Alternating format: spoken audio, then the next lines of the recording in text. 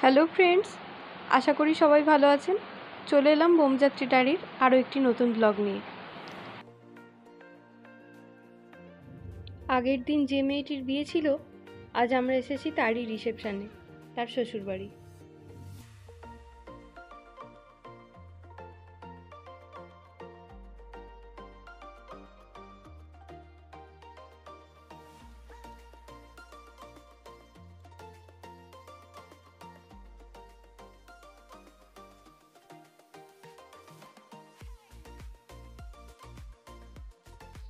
Light দিয়ে গোটা রাস্তাটা এত সুন্দর সাজিয়েছে, রাতের আলোয় এত মোহময়ী এবং মায়াবী লাগছে যে সে আর বলার কথা নয়।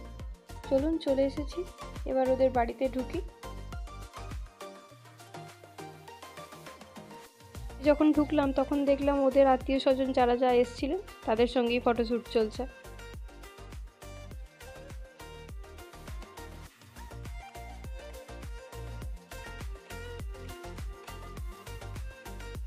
আর তার কিছুক্ষণ পরেই আমাদের সমস্ত কনেযাত্রীর লোকজন ফুলসজ্জার তত্ত্ব নিয়ে চলে এসছে।